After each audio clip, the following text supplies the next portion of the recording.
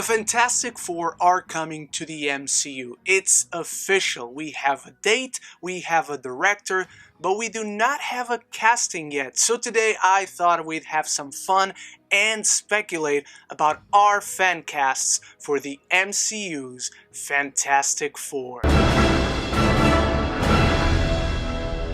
Now before we get started, fan castings are always fun. We always do them.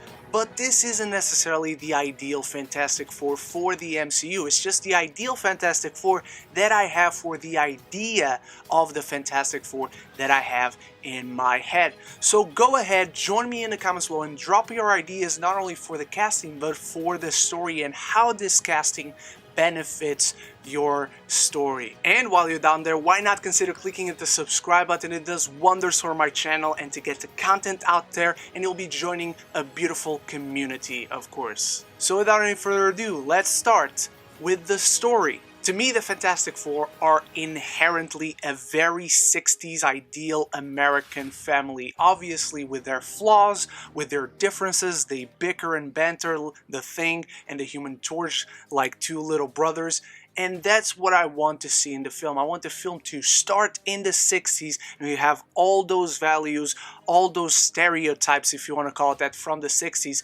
And when they get trapped in the quantum realm, and that's our connection to the MCU, it's the MCU's negative zone, they eventually come out in present day and have lost 50 years of their life, and they have to get acquainted to life and how it is today. I really want to see the difference of the Fantastic Four as we see them in this very 60s family, these very social, cultural norms that they have then, and getting acquainted with how things have changed today. So that's my story. Let's get to the casting. And starting with Mr. Fantastic, let's get the obvious out of the way. My ideal choice, like many of you I'm sure, is John Krasinski. He's just perfect for this role. He can be very nerdy, very quirky, he can be funny, he can just play dramatic roles very, very well. He's got the looks, he's got the build, he's got the acting chops. He has everything you could want in a Mr. Fantastic slash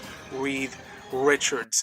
Obviously, this wouldn't work if I just gave you one choice, so let's talk about my second choice. And my second choice is Aaron Tveit. I'm not sure if I'm pronouncing his second name right, but he was in Les Mis, he does a lot of Broadway plays, and he is much younger looking than he actually is. Not that he is old, he is 37 years old at the time of recording this video, but I think he has all the necessary qualities to play a complex character like Reed Richards. He can be funny, he can be threatening, he can be dramatic, he can play smart very believably so, he can bring that verge of mad scientist that Reed can have sometimes into the screen. He just has a fantastic screen presence, and despite being an outside choice, I think he would nail this role. Now obviously he's only my second choice because John Krasinski already has all of those chops, plus there isn't yet a writer for this film, and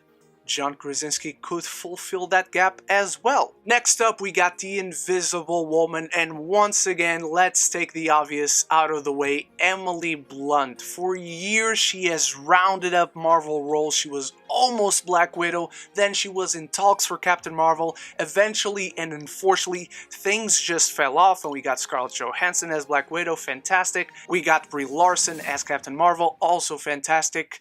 What a power couple to bring into the MCU with hopefully John Krasinski and Emily Blunt, who not only are married in real life and are relationship goals, but we've already seen that they are an amazing couple on screen. And together they would elevate the roles even more rather than just one of them being cast in the films. Now maybe neither of them gets cast, but in an ideal world, in my ideal Fantastic Four, this is our perfect Invisible Woman. But here we like to play it safe, and obviously we have once again a second choice of a very powerful actress that has all the chops necessary for it, and someone who should have already been in the MCU by now. She has circled other superhero roles, but it's time to bring in Jessica Chastain. I think she is wonderful on screen, and she can do it all. She can do action, she can do drama, she can do comedy. The Fantastic Four have all these elements that all these actors mentioned can bring about onto the screen, and I think if we ever got Jessica Chastain, even if not for Susan Storm, it would be a major win for the MCU. But if Emily Blunt is to be believed and she is not interested in taking in any of these roles, maybe Jessica Chastain is the powerhouse name that we need to play the First Lady of Marvel. To fill in the role for Susan Storm's brother, aka Johnny Storm, aka the Human Torch, I have my ideal choice as Lucas Hedges. This varies a lot depending on what fan you ask, but I want a Johnny Storm that is around the same age as Spider-Man, because there's a budding friendship in the comics throughout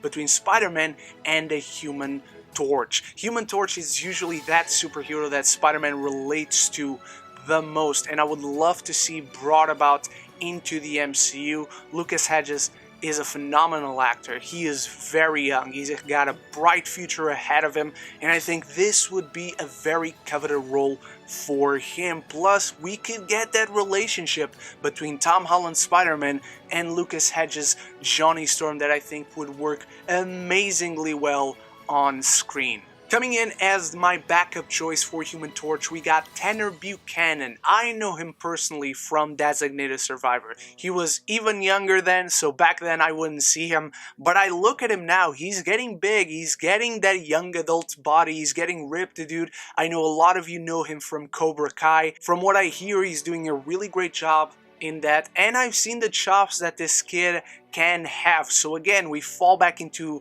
that fitting of the mold to be Tom Holland, Spider-Man's very good buddy in the Fantastic Four, that other very young, cocky superhero that is very different from Spider-Man, but he's also the only other young superhero out there, and that way we can have someone that he can relate to. So not only is that a great dynamic for the Fantastic Four alone, that Johnny is an actual kid compared to others, but on the long run for the entire MCU, we get a great relationship between two fan favorite characters. Our last Fantastic Four member, Ben Grimm, aka The Thing, I have my ideal choice as John Boyega. I've talked about how I want the Fantastic Four to bring that representation of the 60s into the modern world. And if you want to talk about the world in the 60s, why not talk about race relations? The Fantastic Four have always been about family and how they shouldn't fit as a family, and what better way if you want to incorporate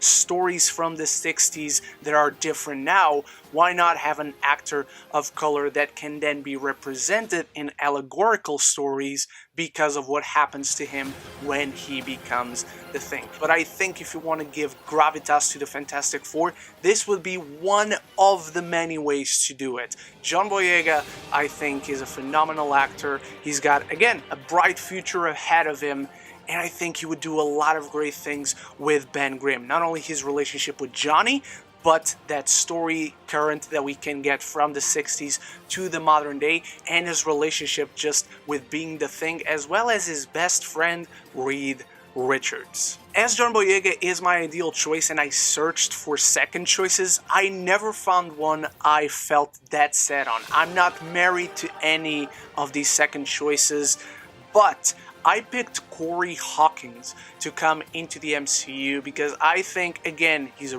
really young actor. He can bring that same story current into the film itself. I think he would just fit in very well with either John Krasinski, Aaron Tveit, Emily Blunt, Jessica Chastain, Lucas Hedges, Tyler Buchanan. All these choices that I have fit well with one another, and I'm very happy with them. So if you have any ideas for a second choice for the Thing, I would love to hear you guys' thoughts about it. And now last but certainly not least, we need to cast our villain, and what other villain are you going to set up for a long run Fantastic Four other than Doctor Doom himself? I actually have 3 choices for this one. One of them is my ideal choice, another one is someone I think could bring a lot of good things to the role, but I'm not married to this actor for this role specifically.